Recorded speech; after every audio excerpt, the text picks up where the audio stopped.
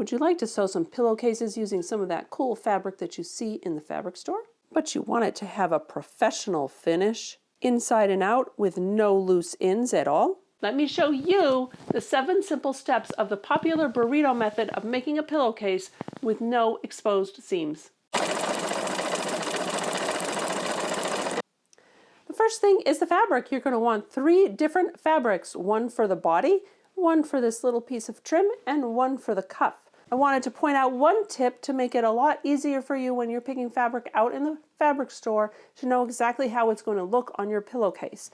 And that is to line your bolts of fabric up like this, long edge next to long edge, and then you will know exactly how that will turn out on your pillowcase. These stripes are going this way, these stripes are going this way, and they go this way there. So that's one tip.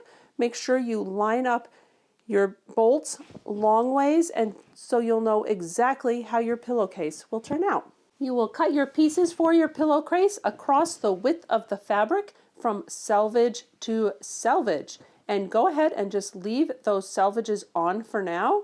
The trim piece is 1.5 inches wide, the cuff piece is 10 inches wide, and the body piece for a standard pillowcase is 28 inches wide. If you'd like to do a king pillowcase, it's 36 inches wide. The first step is to prepare the trim.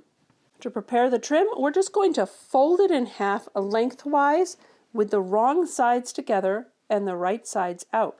Match up those 2 edges nicely and press it all along the length of the piece of trim, from one selvage to the next selvage. You'll have a nice, neat pressed fold here that will become this nice, neat piece of trim right there. I make this type of pillowcase a little differently than a lot of tutorials out there on this burrito method pillowcase. Most of them have you put everything together and then just sew one seam, whereas I separate out that one seam that runs along here into 3 different steps. I think it makes it a whole lot easier for beginners, and I'll show you how I do that. So seam number 1 is sewing that trim onto the body of the pillowcase. I just line the trim up with the cut edges along this cut edge, and I pin it in place, basically centering the 2 pieces on top of each other.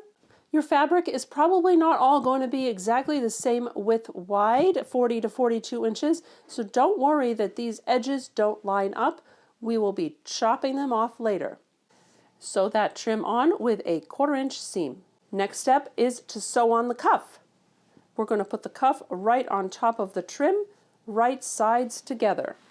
Line it up based on the centers, the same way as we did with the trim, which means the edges might be a little uneven. And pin it so that you are going to sew it from the opposite side. You're going to sew right on the line that you already sewed, or slightly this way of the line. Don't sew this way of the line, or your stitching line might show on the front. So sew right on the line, or a little bit this side of the line.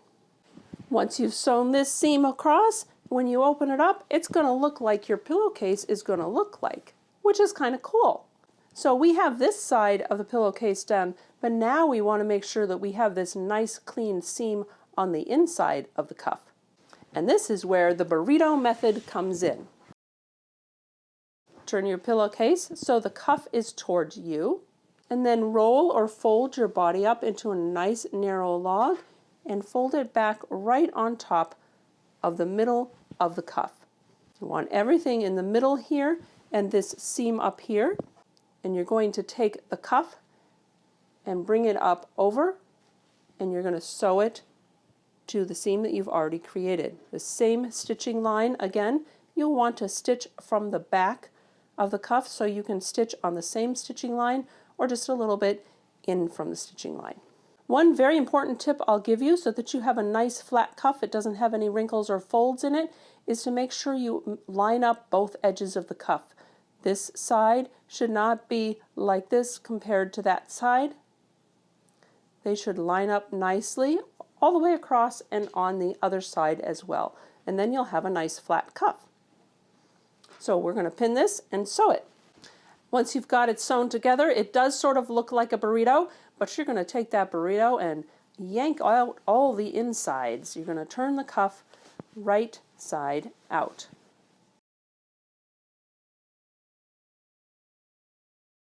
And now it's really starting to look like it's finished. Here's the finished side of one side of the cuff, and if you look on the other side, that is finished as well. You want to take this to the ironing board and give it a good press. Press both sides up and then press across the top on the fold. And to finish it, we're going to make a French seam. A French seam is one that has no raw edges on either side. This is all enclosed here, and there's no raw edge on the other side as well.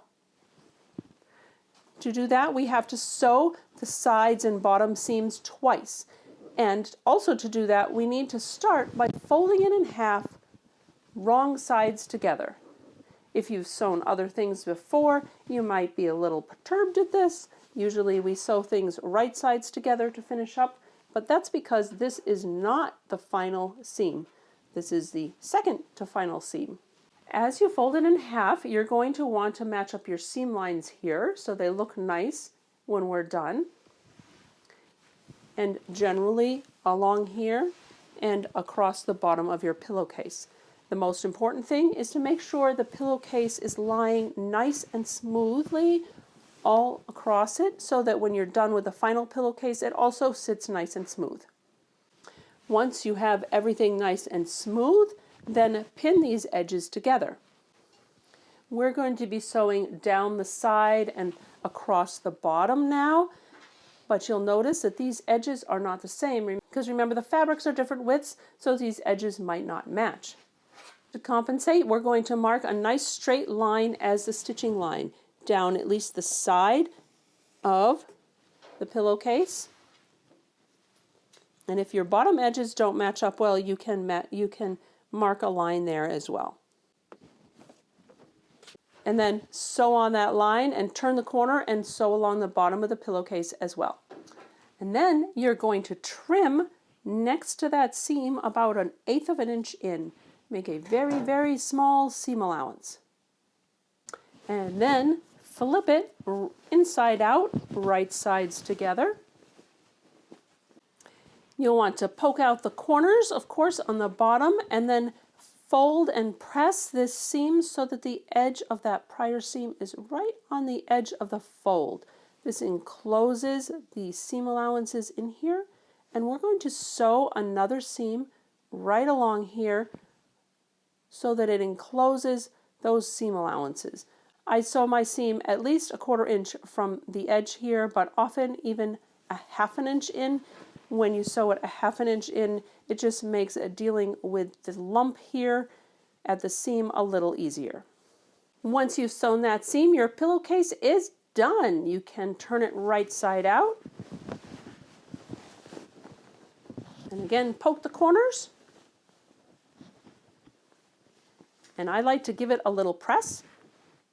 And then to gift it, I find the nicest way to present it is to fold it in thirds lengthwise, and then fold it in thirds again this way. And you have a very nice little package here. It fits nicely in a stocking, and your trim and your cuff are showing nicely. Pillowcases with novelty fabric like these sock monkeys make great gifts for children, and then you can also make matching sets of pillowcases for a new young couple.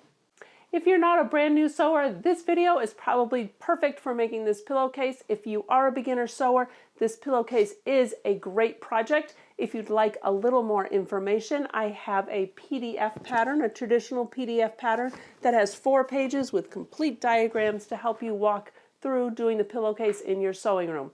I also have a complete video course that actually has a video for every single step in detail, plus a little more information about patterns, how they work, and doing different trims. I hope this all helps. Have a great day.